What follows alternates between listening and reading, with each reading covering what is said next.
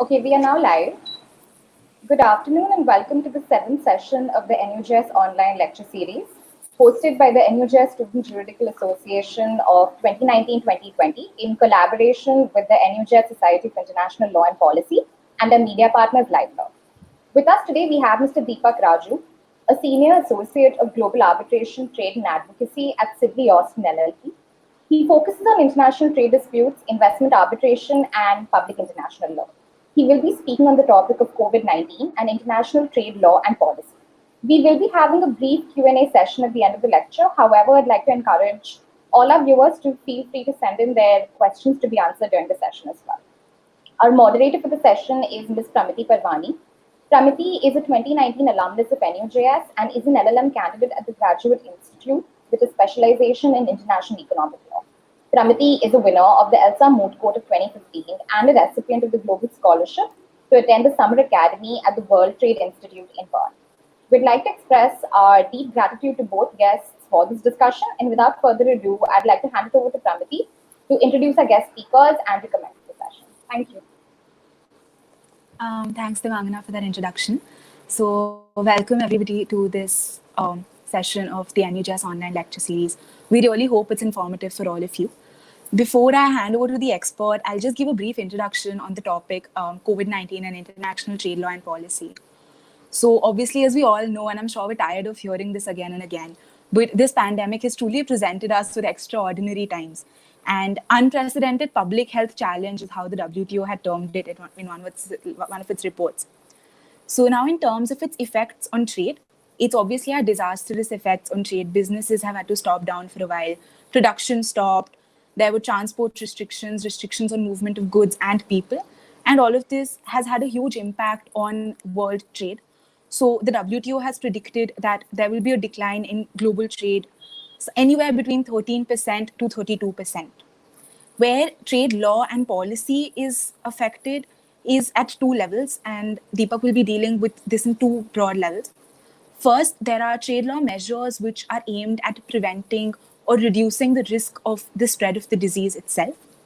Second, there are also secondary measures which countries are taking to revive their economies in the wake of the disastrous effect of this pandemic. So Deepak will be addressing the trade law effects of both of these measures.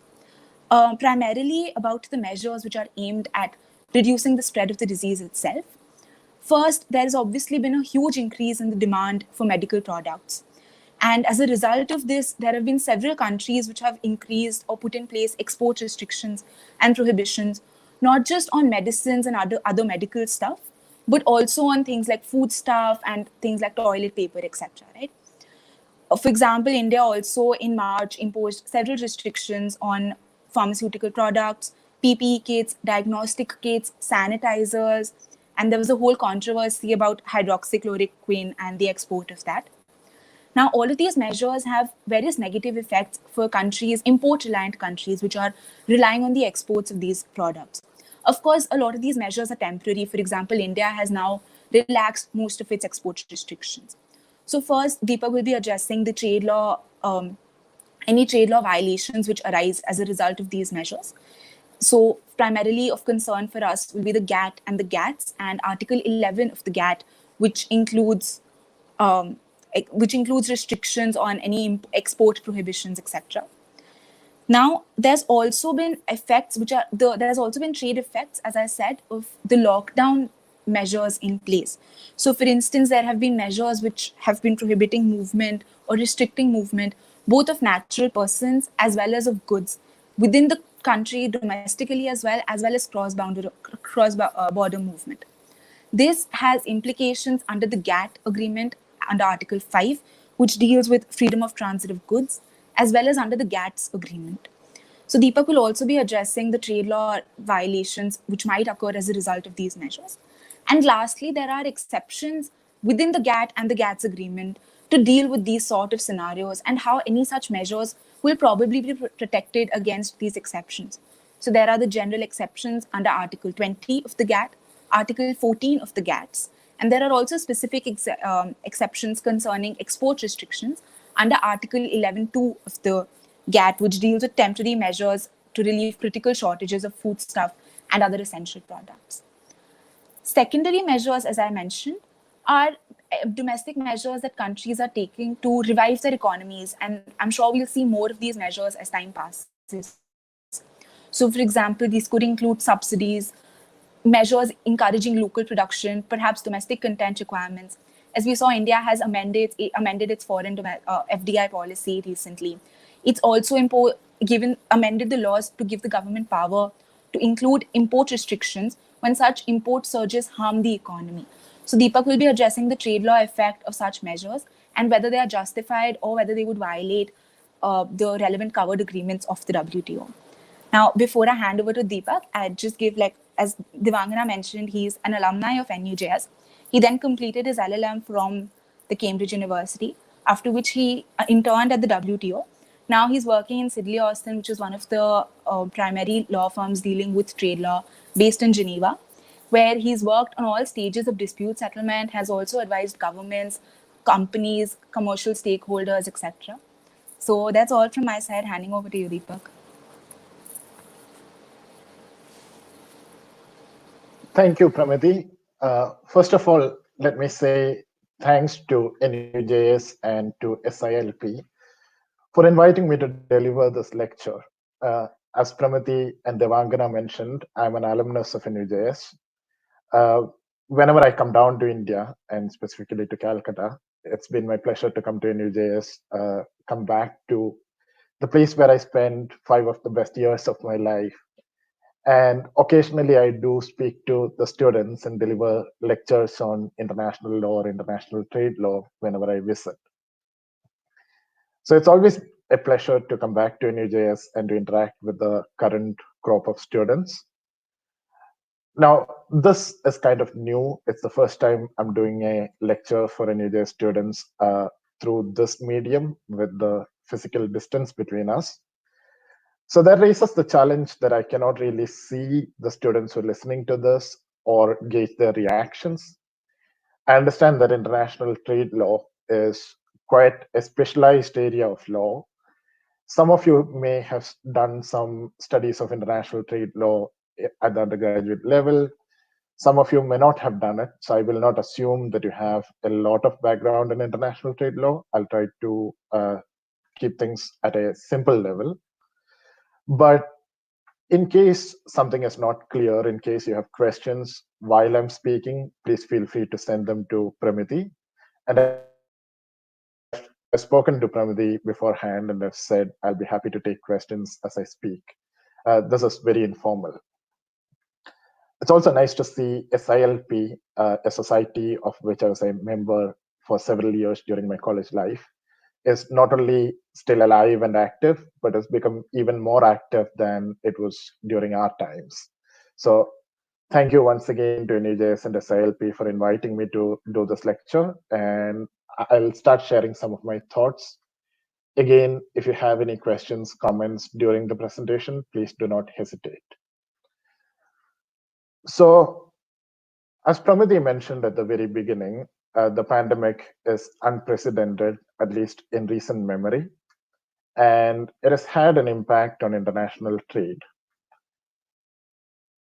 Pramati also cited the statistics from WTO reports, which say goods trade is to fall between 13 and 32% in 2020. That is only the trade in goods.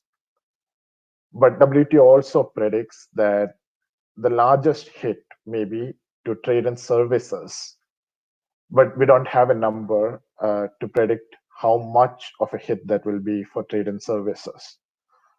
So overall, we're going to see a dip in global trade, and the prospects for recovery from that level of reduced trade in 2021 is as of now unpredictable. And the reason for that, of course, is the pandemic itself is an evolving situation. We don't know how long that's going to last. The policy responses to the pandemic are also still in motion. So countries are still trying to figure out what kind of measures they're putting in place, one, to address the pandemic itself, and two, to address the economic consequences of the pandemic. So given that this is an evolving situation. We don't really know when trade is going to be back to normal. But at the same time, it is important to remember that this is a global health problem, first of all. So the policy responses that we need for this problem are primarily health policy responses. The economic consequences, the trade consequences, and how to address them is, of course, a secondary question in comparison to the health question itself. So WTO law, by way of introduction, does not guarantee or does not require that a particular level or amount of trade flows occur in a given year or in a given period between its members. There is no guarantee of trade volumes. That's not what WTO law does. But what WTO law does is it essentially, at a general level, guarantees free trade.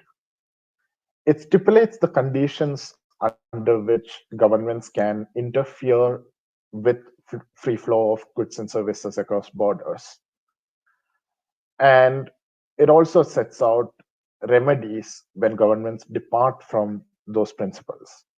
So if a government interferes with trade flows, say by export restrictions, import restrictions, subsidies, or any other measure which says, for example, imported products can be sold only in certain specially designated stores in a particular country.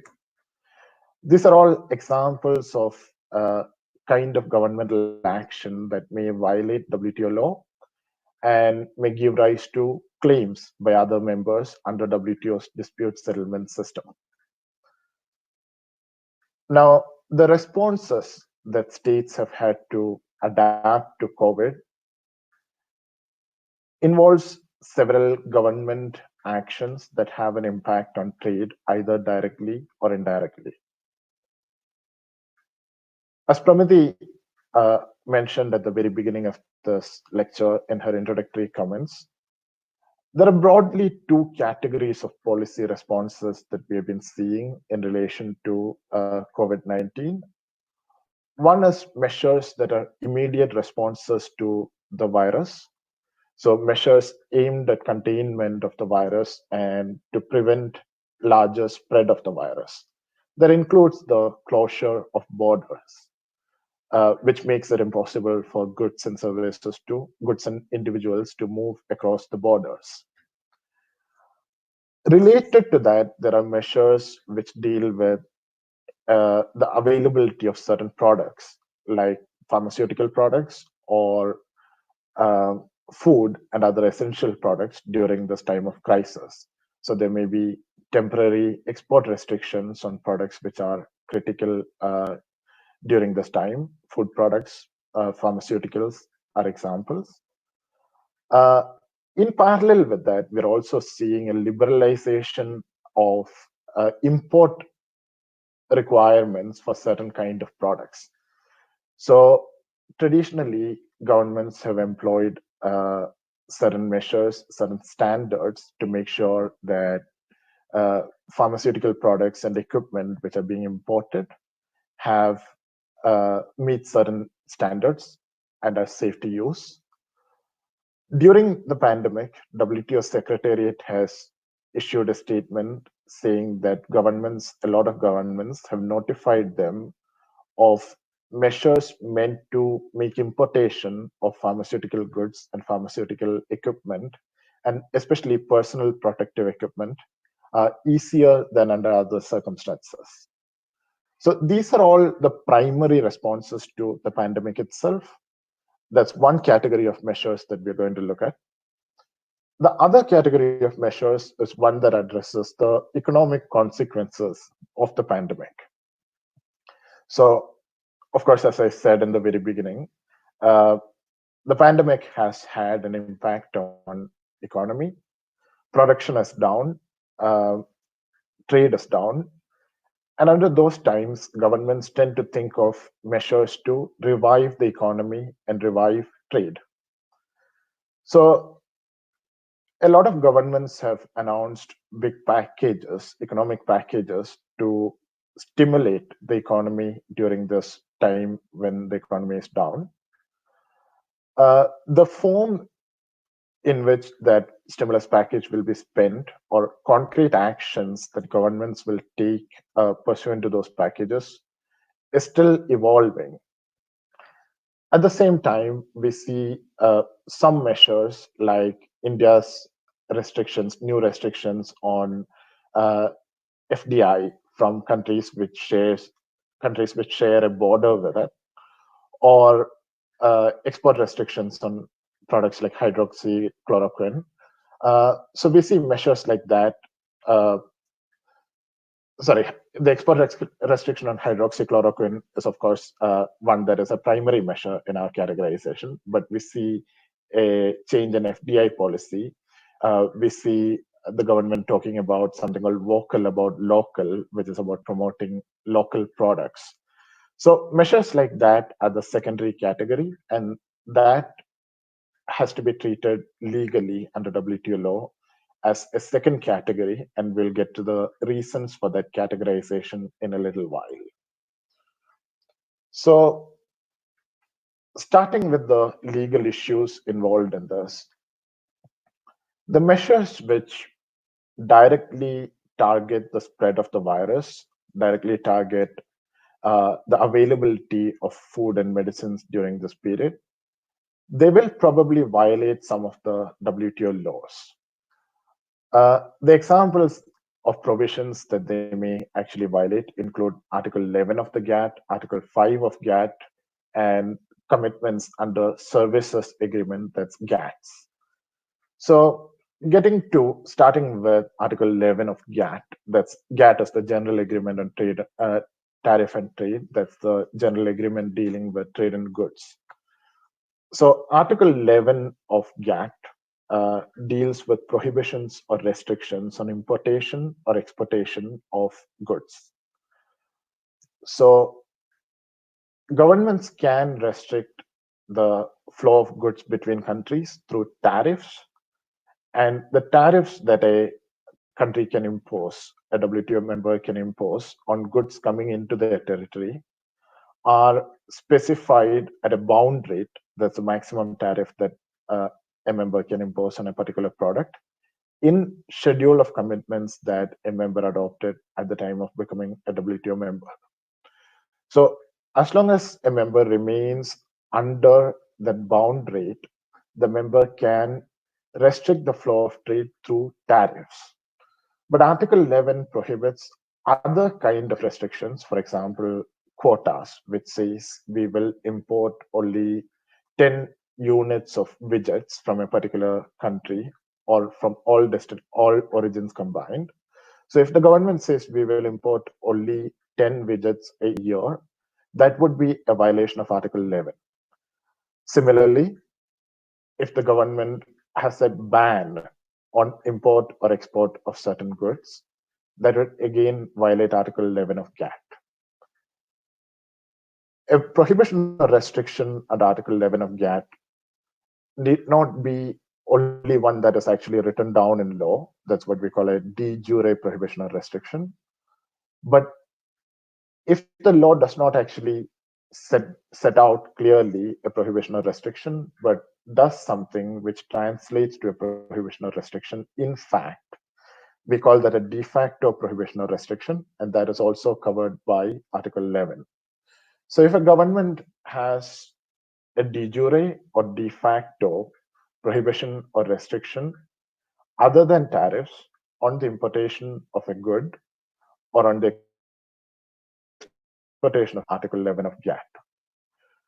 So under the current circumstances, when a government says we are not going to export PPEs, personal protective equipment, because we need them locally, or we're not going to export hydroxychloroquine or another pharmaceutical product because we need them locally, that will be a violation of Article 11 of GATT. That violation will be justified, may be justified pursuant to one of the exceptions. We will get there.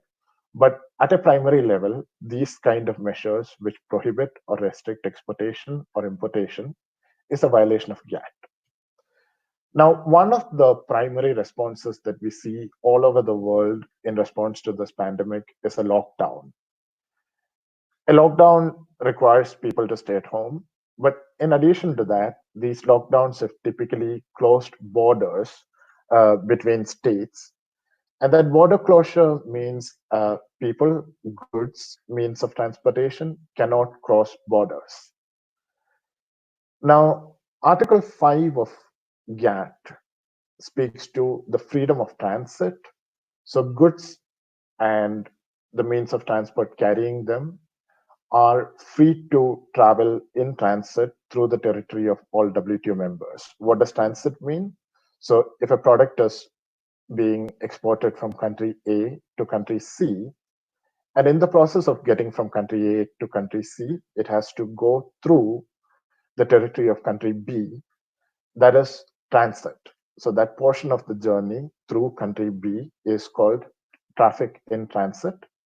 Article 5 of GATT guarantees freedom of transit, and it guarantees freedom of transit on a non-discriminatory basis and through the most convenient routes.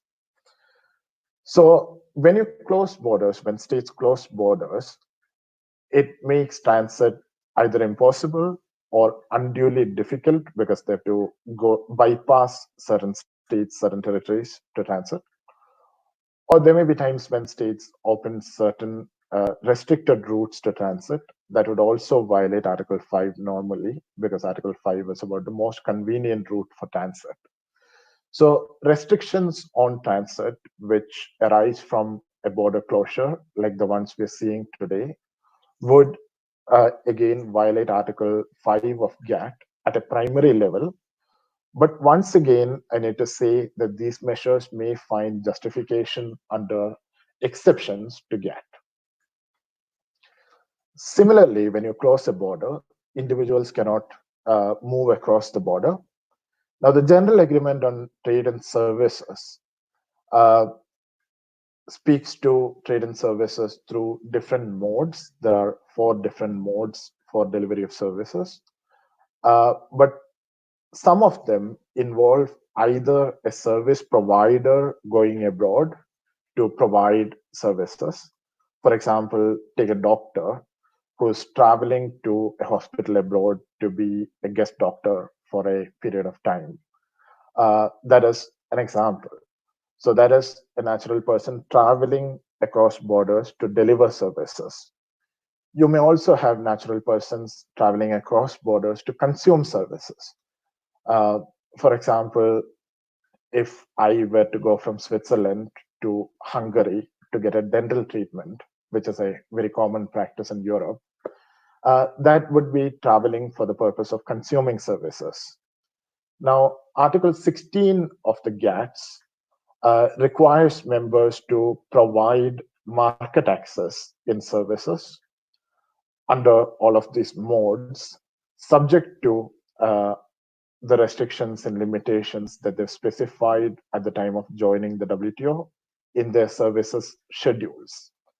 So to the extent members have made commitments in their services schedule at the time of joining the WTO in specific sectors, and market access cannot be provided on the basis of those commitments because of these border closures, there may be a violation of Article 16 of GATS as well.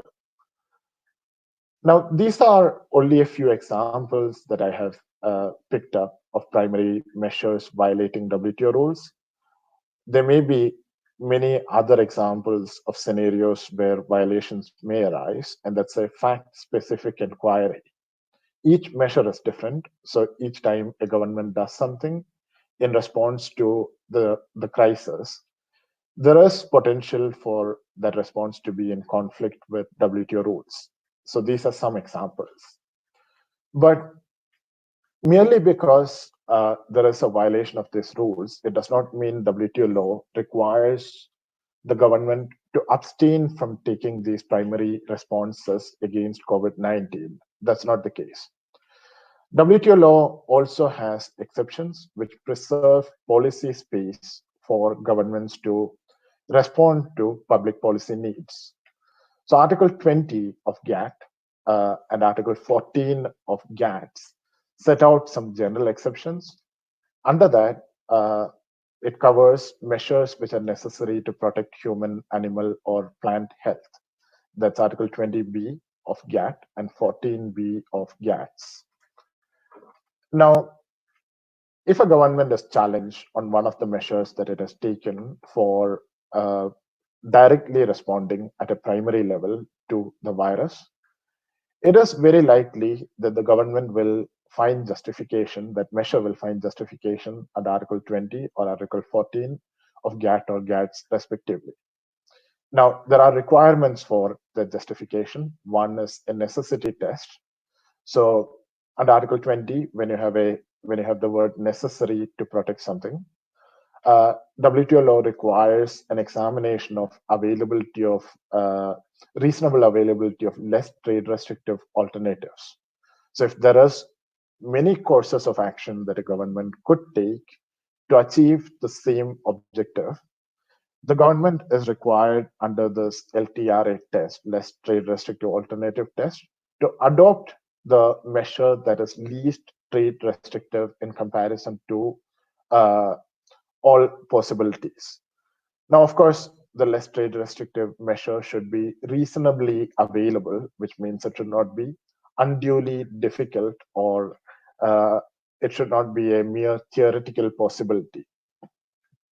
Similarly, the SHAPO, that's the introductory text of Article 20 of GATT and Article 14 of GATS, has two requirements which need to be satisfied. One is there should not be a disguised restriction on trade. And second is it should not be an arbitrary or unjustified discrimination between countries where the same circumstances exist. So this is essentially a test of good faith. So when a member says we did certain things to protect our people from a pandemic like COVID, there is a test of good faith to see did they actually do what they said they're doing, or is this about getting an advantage in trade, that is disguised restriction on international trade? Or are they trying to favor some countries over certain other countries, that is arbitrary or unjustifiable discrimination under the SHAPO to Article 20 and Article 14?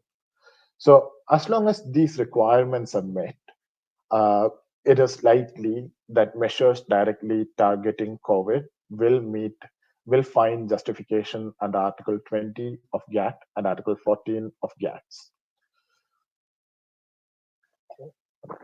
Now, turning to measures which are secondary in nature, that is measures aimed at reviving the economy, they need to be more carefully considered. So WTO law, while it allows policy responses aimed at protecting people and their health from a pandemic, it provides more limited discretion when it comes to protecting domestic economy or industry. So there are certain circumstances in which WTO law allows a state to take certain actions to protect domestic industry from competition from imported products. But those circumstances are very specifically and narrowly defined. The kind of responses that a member can take under those circumstances is also very carefully explained, and to be justified into taking those measures, a member needs to meet those conditions. For example, we have anti-dumping duties when domestic injury is harmed by dumping, that is importation at an abnormally low price of certain goods, and that causes injury to domestic industry. We have countervailing duties, which responds to subsidies, which benefit imported goods and therefore harm some domestic industry.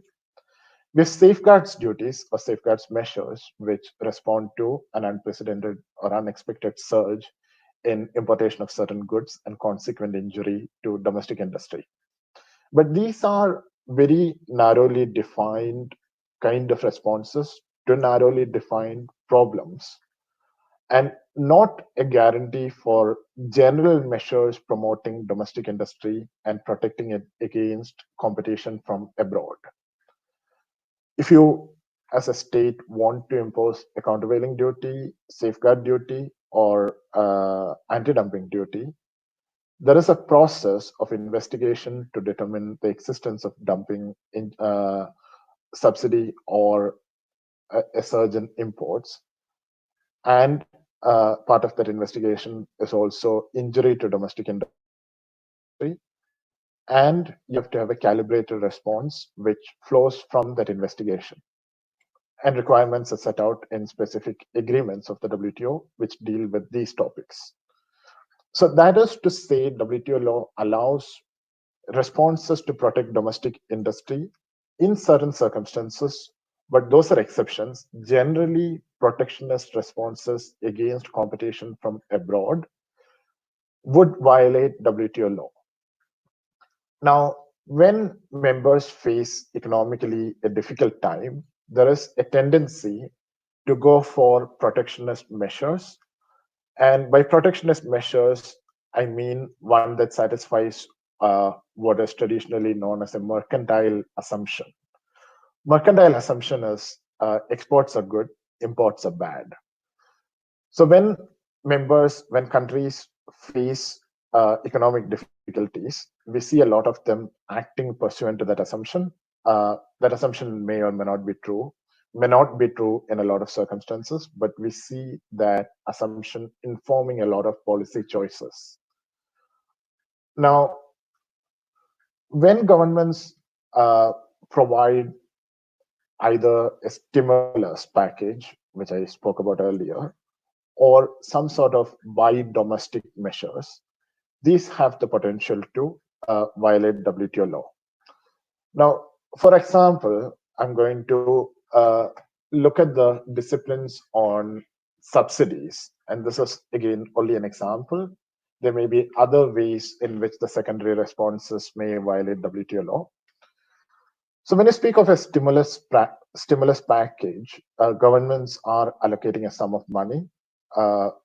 In most cases, we don't know how that money is going to be spent, but there is a good chance that businesses will receive a portion of that money, either through cash transfers, so government gives businesses a part of that money, or through tax reductions, where the government says for a period of time, you either don't have to pay certain taxes, or we're going to reduce the tax rate on certain kind of taxes, or incentives on consuming domestic goods or on exporting the products that you make. So, for example, if a government says every time you export a particular good, you get a kind of incentive. You get money as an incentive for that exportation. Or where a government says if your product has 20% value add in India, so if you use domestic ingredients, you're going to receive some sort of incentives either in the form of money directly transferred or in the form of tax rebates. The government may also provide loans to certain kind of industries or loan guarantees. And these are all examples of how government may infuse money into the economy and provide some of that money to businesses. When government provides money to businesses, WTO's agreement on subsidies and countervailing measures calls that a financial contribution. When a financial contribution is provided by the government and government gives it on terms which are better than what the recipient would have received on the market, in technical terms, we say the financial contribution confers a benefit on the recipient. When a financial contribution confers a benefit, we have what is called a subsidy. So just to draw an example, if the government buys, for example, take any good, I make widgets and I have many customers. One of those customers is the government of India. Okay. The government pays me 100 rupees per widget. So government is giving me money and I'm giving the government widgets in exchange. If the government is paying me 100 rupees and that 100 rupees is what the market would have paid me, that is another business, another person acting commercially rationally would have paid me for those widgets, there is no benefit to the financial contribution, and that means there's no subsidy. But if rational commercial actors would have paid me 100 rupees for a widget, and the government pays me 200 rupees, there is benefit, which means it is a subsidy. Now, WTO law does not prohibit subsidies. It regulates them. Before getting to that, let me also say the example of me selling widgets to the government is only one example, but benefit analysis works in the same way or under the same principles for all kinds of government transactions, government financial contributions to businesses. You can take all kinds of examples. For example, government providing a loan at an interest rate which is lower than market, government providing goods at a reduced price, government even providing a tax rebate under certain circumstances. These are all examples of how government may confer a subsidy. A subsidy is not banned per se in WTO law. It is subject to certain regulation under the Agreement on Subsidies and Countervailing Measures. Now, there are some kinds of subsidies which are outright prohibited. One is subsidies which are contingent on exportation or export performance. So if the government says every time you export goods, you're going to get a subsidy, you get 100 rupees if you export one widget as opposed to selling it on the domestic market, that would violate WTO law. That kind of subsidy is outright prohibited under Article 3 of the ACM agreement. If the government provides a subsidy which is contingent on the use of domestic over imported goods, that is again a prohibited subsidy. So example is government says in making your widget, you use steel. If you use domestic steel to make your widgets, I will buy those widgets for 110 rupees. But if you don't use domestic steel, I'm going to buy that widget for 100 rupees. There is a subsidy which is contingent on the use of domestic steel. And that, again, is a kind of subsidy which is outright prohibited. Now, apart from prohibited subsidies, other subsidies are subject to a requirement that they should not be used to cause adverse effects to the interest of other members. So when a business receives a subsidy, the business may produce higher volumes of the goods that it's making, or it may use the subsidy to reduce the price of goods that it's selling on the market. And that may have an impact on its competitors from other countries who are not receiving the subsidy. So the availability of a subsidy may allow a business, to either produce more goods and sell them on the domestic market, on export market, and that causes a problem, what is called a volume effect for its competitors from other countries. Or alternatively, the products of the subsidy recipient become cheaper on the domestic market and on export markets, and that causes a problem, what's called a price effect.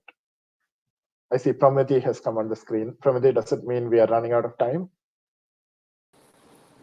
No, I think there was some issue. You have time right now. I think there's some issue with the live stream, which is why. So you can continue. I think, yeah, we have time. Thanks, Pramati. Yeah.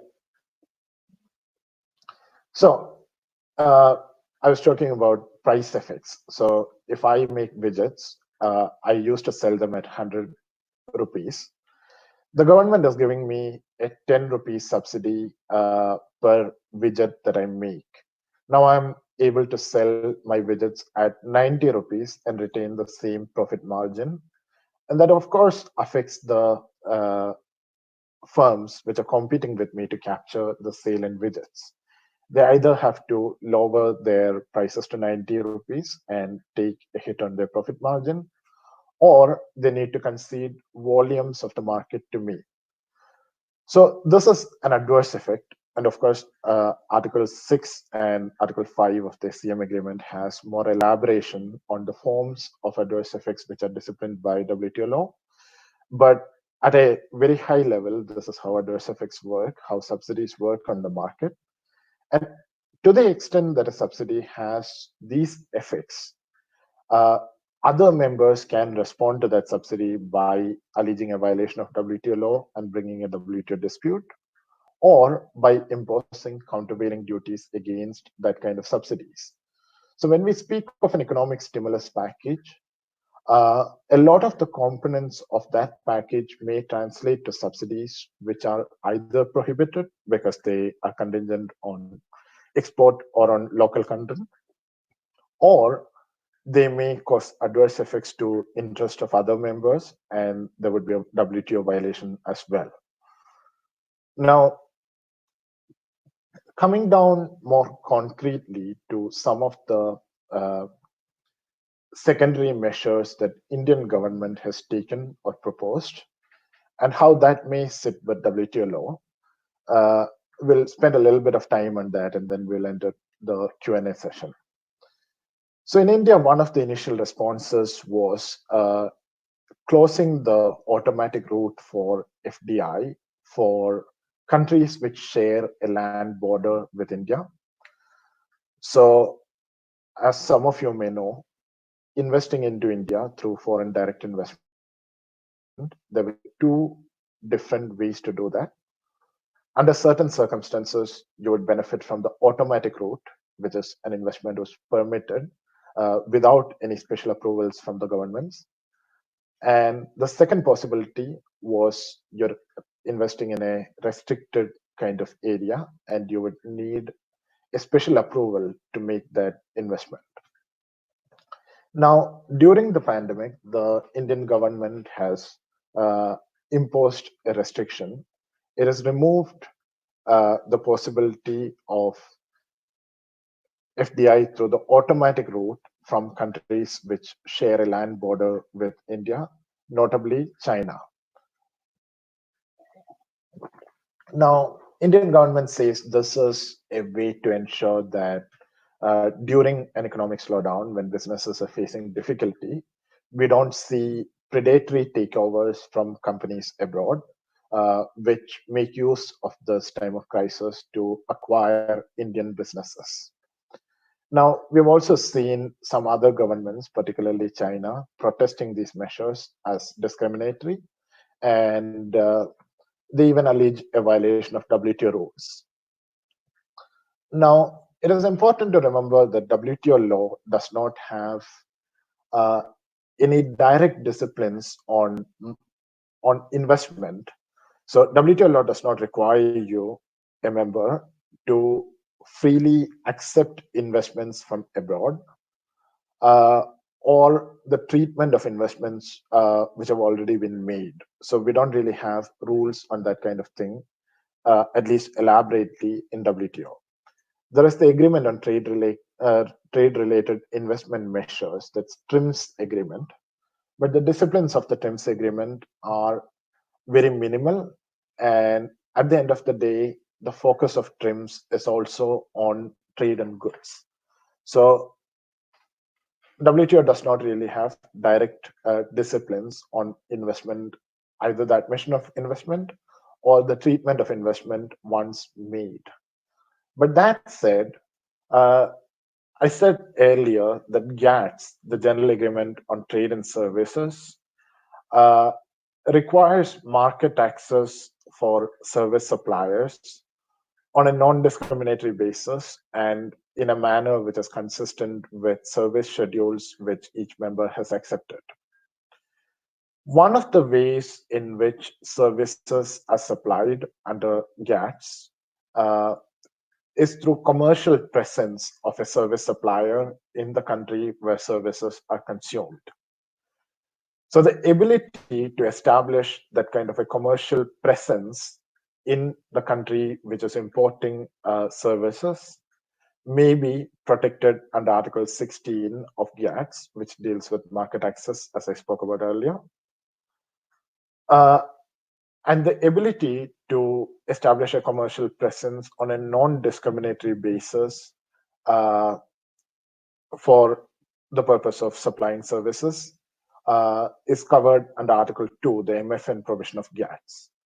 But once again, we will need to examine the services schedule of the member concerned, here India, to see in what service sectors has India made commitments for commercial presence, delivery through commercial presence, and what are the restrictions and limitations which India has already scheduled in those commitment schedules for services. Now, moving on from that investment restriction measure, there's also a focus on what's called vocal for local.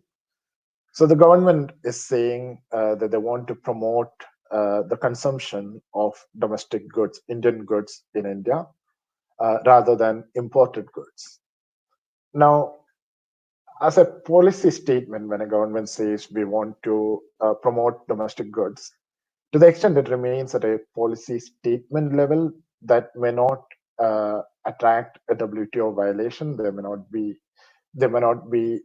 any WTO laws that are violated in simply making that policy statement.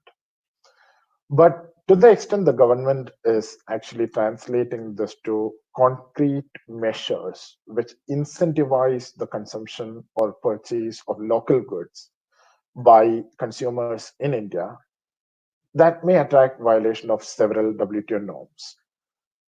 Right now, I've seen reports which say that canteens in the army and police canteens in some parts of India have started implementing this vocal about local policy, where they buy only goods which are produced in India for sale in those canteens. Now, Article 3 of the GATT, General Agreement on Trade, Tariff and Trade, that's the one about goods. So Article 3 of GATT requires what's called national treatment. So there is non-discrimination between domestic and imported goods. But that comes with an exception in Article 3.8a, which is for government purchases. So when the government makes a purchase of goods, it is within its right to purchase domestic goods. But Article 3.8a also comes with a caveat that the government purchase should not be for the purpose of commercial resale. So if the government, to give an example, if the government purchases cotton to make military uniforms, there would not be much doubt that the government is within its rights, within the exception in Article 3.8a, to prefer cotton produced in India, because it's actually making military uniforms. It's not reselling them. It's issuing those military uniforms to its soldiers. But when it comes to army canteens and police canteens, the question is a little bit open, because I understand that those places do not only freely distribute the goods that are available there. Some of them may be selling it. And then you get into an interpretation of the words commercial resale and whether what's happening is commercial resale.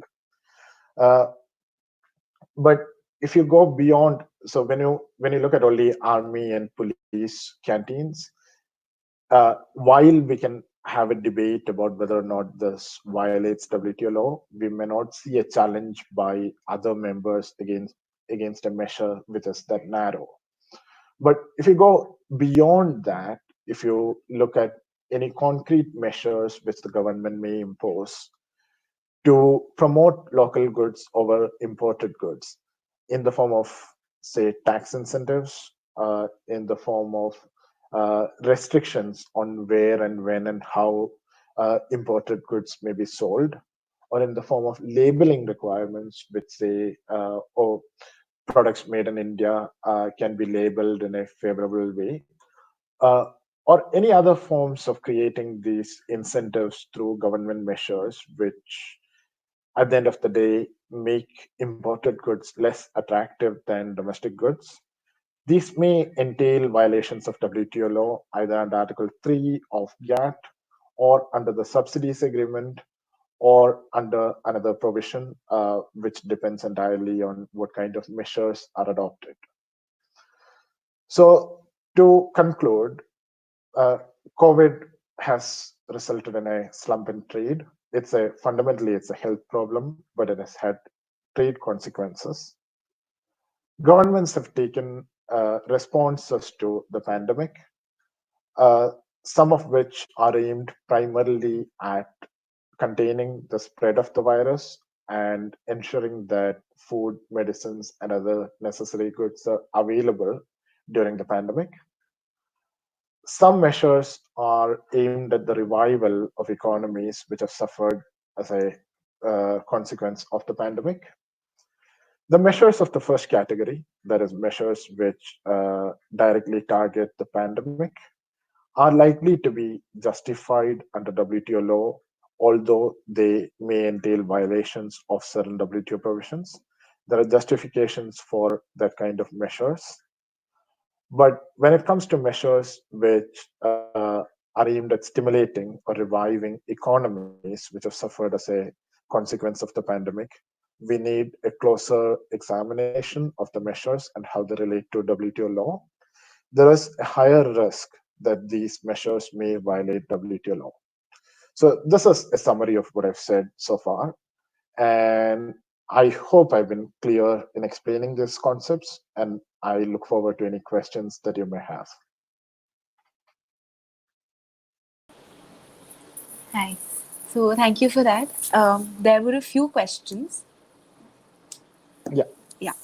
So about the last point that you were making about the example that you gave about the army canteen, etc. Luke asks if there is any remedy under Article 21, the national security exception essentially, particularly under Article 21B, Clause 3 of the GATT, or whether that can be used to justify any restrictions related to COVID.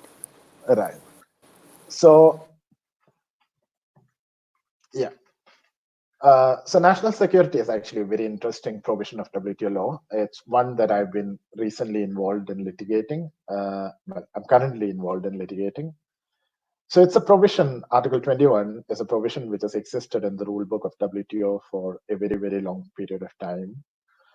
There was an assumption that the provision was self-judging and no one had raised challenges against any measure which a member said this is for protection of our essential security interests. So as long as a member said we are doing this pursuant to Article 21 of GATT, other members usually gave them a free pass and did not raise a challenge before the WTO. But in the last 2 or 3 years, we see a large number of disputes involving the security exception.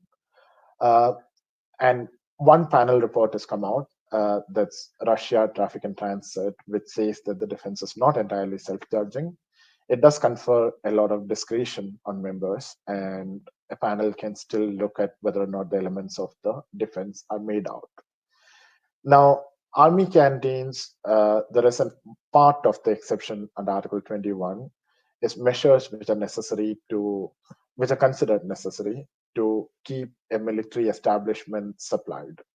So supply of arms ammunition, traffic in arms ammunitions, and other measures which are required to keep a military establishment supplied. So to the extent that we can show the connection between keeping the army supplied and the preferences accorded to domestic goods, it may pass muster. But again, there's a question as to why do you need to purchase only domestic goods to supply your military establishment? Why would food from abroad, why would imported food not supply your military establishment and keep your soldiers fed? And then it comes down to how a panel will approach that question: how much discretion does a member have? So interestingly, there's an example of Sweden long back imposing a restriction on footwear, importation of footwear. And Sweden maintained that this was a measure justified under Article 21. And part of the rationale was our soldiers wear footwear and our soldiers need footwear. Our domestic industry in boots produces boots for our soldiers. If there is too much import of footwear, our domestic industry will go under. And if our domestic industry goes under, we cannot provide shoes to our suppliers, to our soldiers. Now, no one challenged that particular assertion because this came at a time when national security defense was not litigated habitually. So Sweden made that assertion. It's reported in, so when you look at the negotiating history and the practice under GATT, this is the prominent examples that you'll see under national security. But that assertion may not pass muster today because the approach to national security has changed quite a bit. You may have seen US placing additional duties on steel and aluminum. And part of the assertion that the US has made publicly is that steel and aluminum are important to keep their military establishment supplied. Uh, if the if there is import competition, the domestic industry may go out of the market. And if there is a war, we will have to bump up production of steel and aluminum. And if the domestic industry has disappeared, they won't be able to do that. So it's a little bit remote from the usual ways of asserting national security, right? And you will see that 9 complainants have actually challenged that measure before the WTO. WTO panels are hearing the challenge against that measure, and they're yet to decide.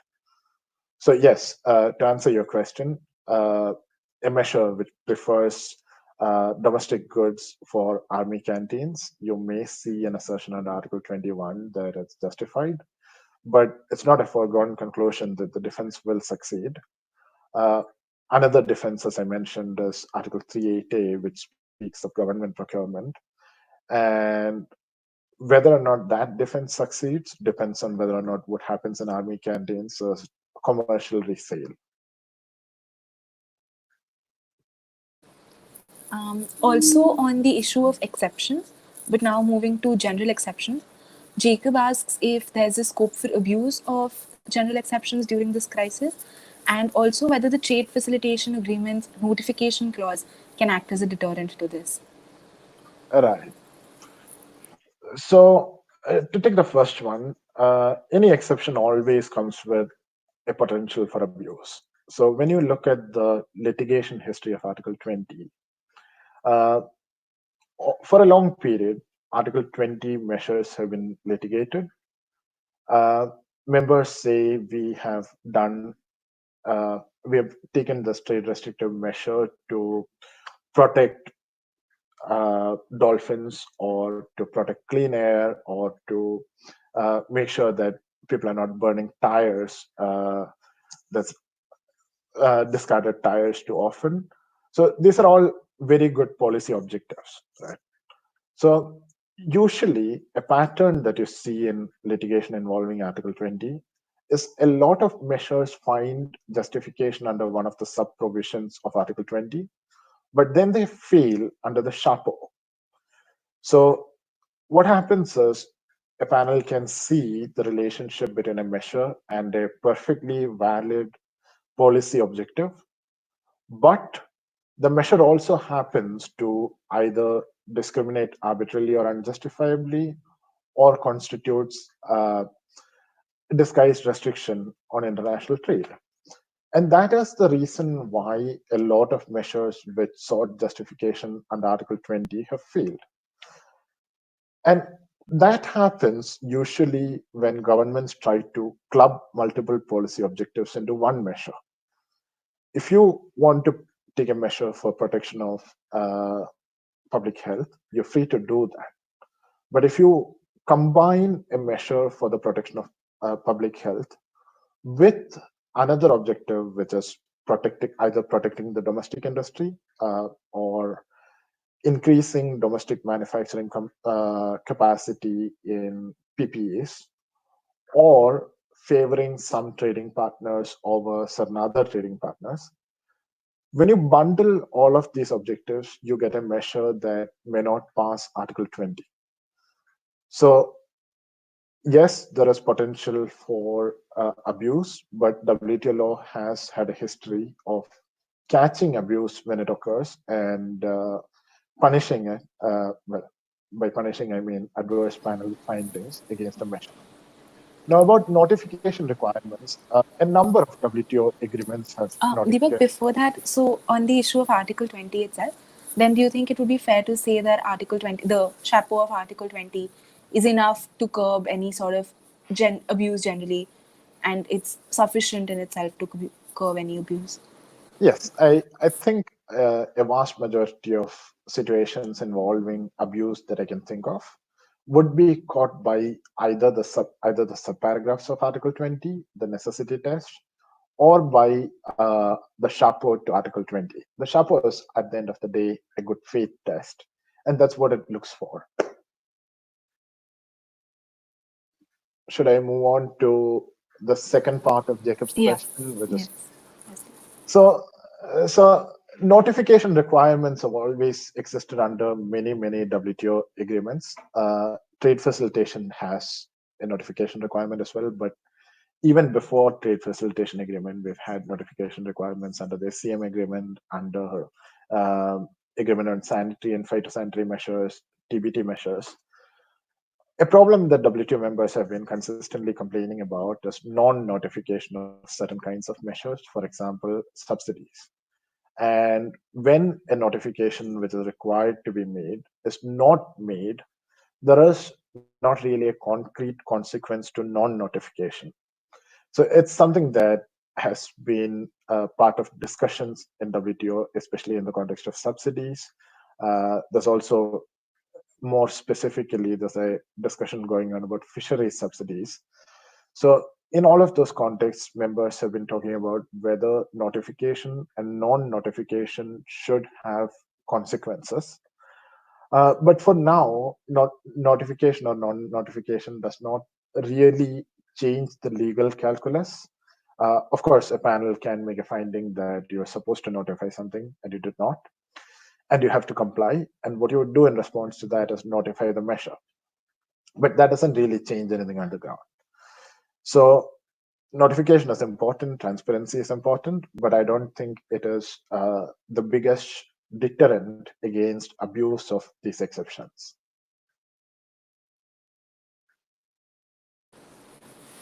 Thank you. Then moving on to the next question. This is slightly unrelated to what we've talked about, but still very relevant for trade. Insha asks what are the issues which might arise under the TRIPS agreement for access to medicines. So in terms of first export restrictions of medicines that you talked about, but also perhaps a potential future vaccine. Right. That's very interesting. I consciously stayed away from that topic because I thought if I open it up, we will have a full-on lecture on that topic alone. But let me very quickly touch upon that question. It's a very interesting one. So TRIPS agreement does not protect the opportunity to export or import goods. So an export restriction on pharmaceutical products or a product which is subject to a patent or another form of intellectual property would be better dealt with under the GATT rather than under the TRIPS agreement. But talking about access to medicines, that is something we can come to. So there is a lot of research and development currently going on, and clinical tests currently going on in various parts of the world with the view to develop a vaccine or cure for the situation. Right? Once a cure is invented, presumably, or once a vaccine is invented, presumably the inventor will file for a patent. So availability of patent is something which is guaranteed under the TRIPS agreement. now tests being performed, and that those tests will generate clinical trial data, test data, which is of a sensitive nature, and protection of that data is again something which is covered by the TRIPS agreement. Now, in terms of the access to medicines dialogue, we've seen, at least in some situations, governments have had a tendency to dilute IP protection in response to a public health crisis. Now, there is the Doha Declaration on TRIPS and Public Health, which, for example, allows compulsory licensing for the purpose of exportation. Right.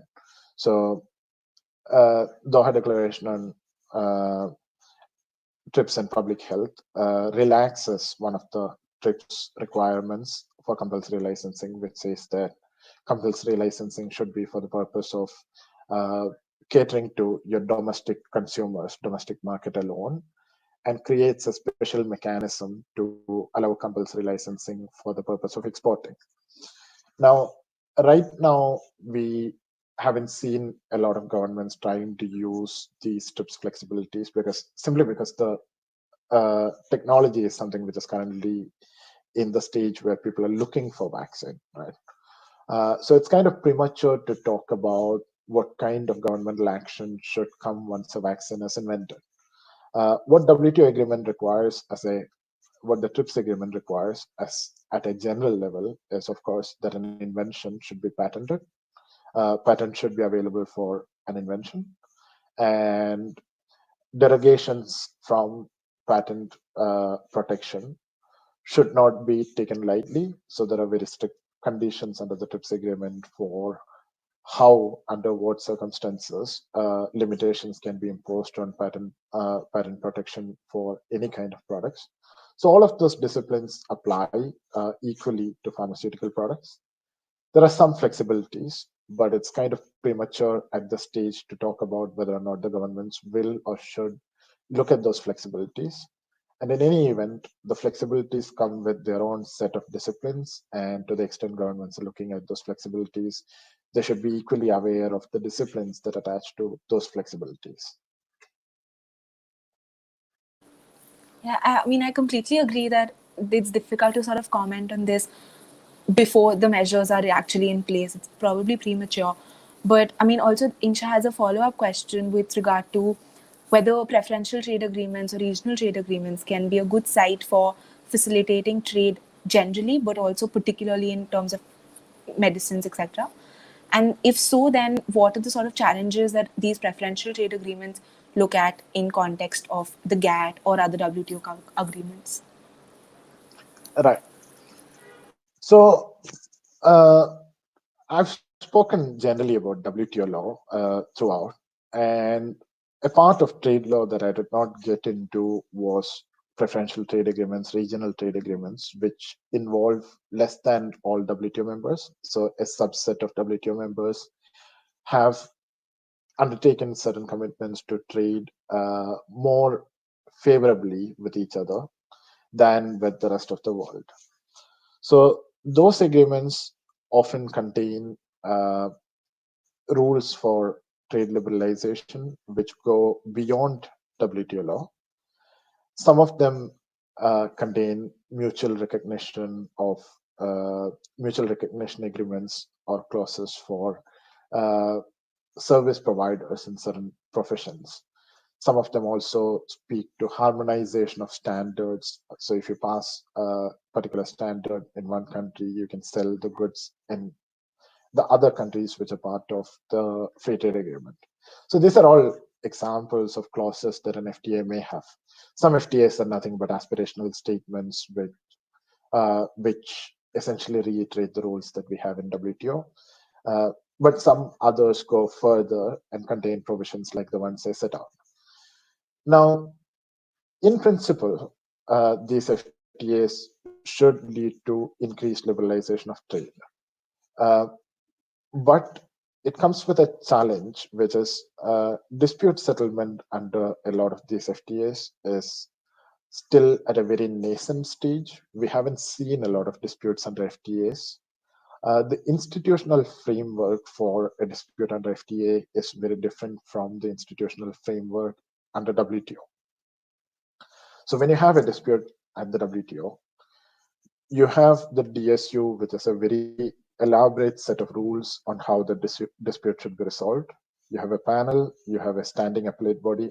Well, you usually have a standing appellate body, although right now the appellate body is understaffed. You have a binding report at the end of that process. You have a way of monitoring compliance. You have a way of determining the appropriate level of countermeasures of non-compliance process. And you have a secretariat which stands behind the adjudicators and helps them with the dispute. And that also brings with it institutional knowledge of having resolved a very large number of disputes and an effort to maintain consistency. FTS unfortunately lack that detail, the level of detail with respect to dispute settlement. At least most of them do. NAFTA has a lot of experience in that regard, but keeping aside those few exceptions, most of the FTAs lack one, detailed rules on dispute settlement; second, the experience and institutional framework that comes with WTO. And that poses a unique challenge. So as I said earlier, when countries face economic difficulty, a time of economic difficulty, a lot of them tend to resort to protectionism, which is promote their own industries at the cost of the industries of their trading partners, right? And a lot of them may be willing to walk away, at least temporarily, from the rules that are applicable in the sector. Walking away from FTA rules or violating FTA rules may be easier under these circumstances than violating WTO rules, simply because of difficulties with enforcement and dispute settlement.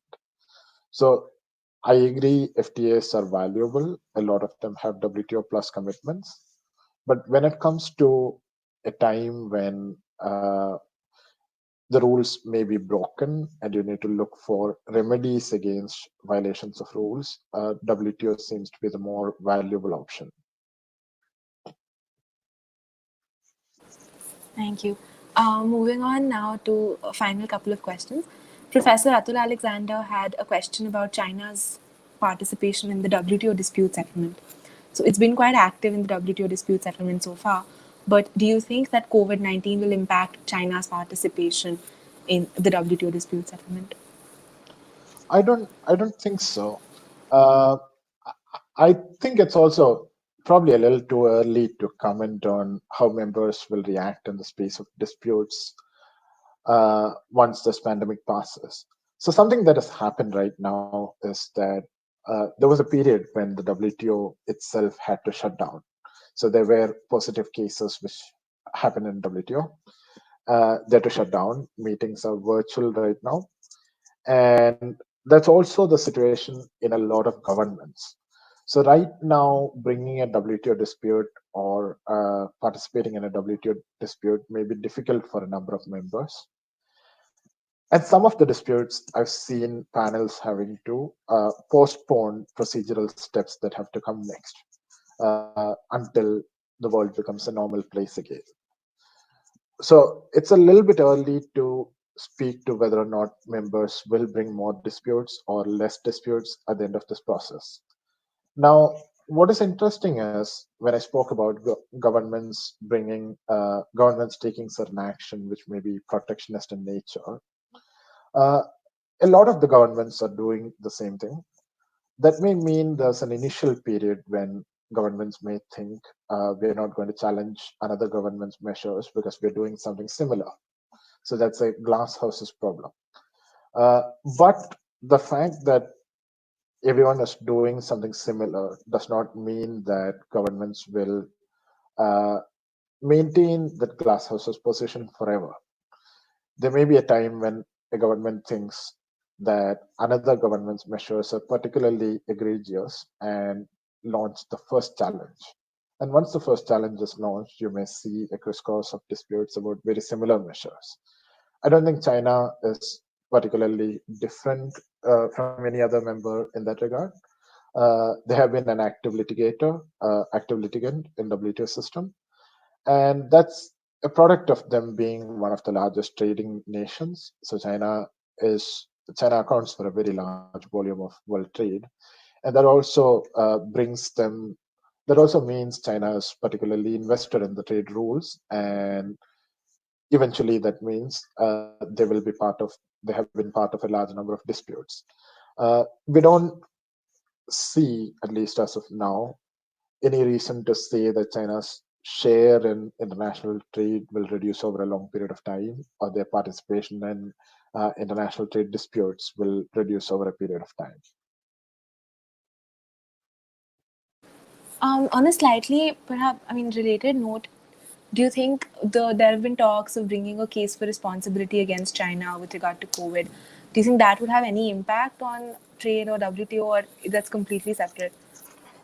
I think that is quite different, and uh, so WTO deals with trade problems, or what are at its heart trade problems. Correct. Now, if someone were to bring a dispute against one of the members in respect of uh, responsibility for COVID, be that China, be that any of the other countries from where transmission has happened, that dispute will be adjudicated at a different forum, not at WTO. But if members believe that any of the other members, be it China, be it anyone else, bears a responsibility for the spread of the virus, and one of the members decides to take a trade response to address that responsibility. Say they impose trade restrictions based on their view that there's responsibility attached to COVID and how it originated and spread. If they do that, that is a question which will be addressed under WTO law. In WTO law, typically political responses to political problems were seen as justified under Article 21, and for a very, very long time, no one ever challenged those measures. And that extended to embargoes, that extended to sanctions. There was a long period of time when no one would challenge that kind of measures simply because of the Article 21 security provision. But the law on that point has evolved now, and we see a very large number of trade disputes challenging measures that someone maintains to be justified under Article 21. So merely because something has a political response to a political problem, it no longer is immune from scrutiny by WTO panels. So to the extent that members' positions on responsibility for COVID results in trade measures, those are disputes that can be brought before the WTO and can be addressed under WTO law. So then I'll move on to the final question for the session. This is not really related to trade law, but Dr. Alok Sharma asks that it's about the re-employment of migrant laborers and what would be the appropriate policy, or like, for example, any appropriate policy by the government of India. And his question relates to international covenants and instruments with reference to minimum wages in general. You could perhaps address it in terms of any labor right provisions, whether protection of labor rights is inappropriate, finds any space within the WTO agreements as a justification or an exception, perhaps.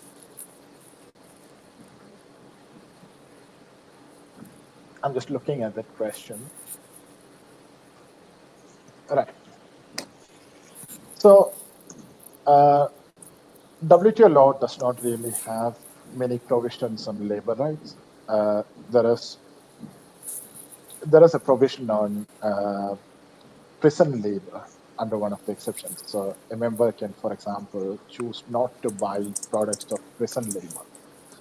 That's an exceptional provision in WTO law which deals with labor as an issue. But generally, WTO law does not regulate labor conditions and leaves it to individual members to come up with their own labor policies. Now, to the extent that government says there's a minimum wage requirement for re-employing migrant workers who are coming back, and that probably will lead to an increase in prices produced with that labor, that's okay. That does not have any WTO law negative consequences. But if the government comes up with a policy which says that if you are a store selling imported goods, you should employ returned migrant laborers and you should pay them a high minimum wage. But if you're a store selling domestic goods, you're free from that requirement. That, of course, would violate WTO law, Article 3, the national Article 3 of GATT, National Treatment Provision. But again, that is because there is, at the end of the day, while you're dealing with a labor problem, you're also bundling that with your objective to promote domestic goods over imported goods, right? So, except in those situations where labor-related measures have a direct impact on trade and goods or a discriminatory impact between domestic and imported goods, I don't see this being a problem for WTO law. Now, if the government were to think of providing loans or subsidies for people who returned, migrant laborers who returned, to start a business, that may amount to a subsidy. But again, as I mentioned earlier, not all subsidies are prohibited. So as long as it is simply a subsidy to start a business, it is not prohibited. And if it is small business, it may be unlikely that they produce any tangible adverse effects for industries of other countries. So I don't really see a problem as long as these measures are not disguised restrictions on trade. I think that brings us to the end of our questions. Thank you so much, Deepak, for that informative talk and the insightful discussion as well after that. I think Devangana now wants to say something. On behalf of the NUJS SJ and the Society of International Law and Policy, I would like to Devangana, thank. you're on mute, I think. We can't hear you. I can hear Devangana. Oh, okay. I think there's something wrong with mine then. Sorry, there might be an issue with the connection. On that note, on behalf of the SILP and the NUJS SJ, I would like to thank Mr. Raju for this extremely insightful discussion. I think even while we as students are unable to access our classrooms physically in this time, this has really helped us in continuing debate on law and policy. We would also like to thank Pramiti for taking her time out for us and her insightful comments in moderating the session. We'd also like to thank the audience and the viewers for their patience and for their great questions. Thank you so much. So let me also say thanks to NUJS, SILP, and Pramiti for hosting this. For those of you who don't know, Pramiti used to be in Geneva till very recently. We used to hang out in Geneva, but COVID has forced her to come home, and it's nice to see you, Pramiti, over the link. And always nice to interact with NUJS students. Thanks for all the wonderful questions. And I can share I think SILP has my email ID. So if any of you has any follow-up questions or comments, feel free to write to me. Thank you. Thank you.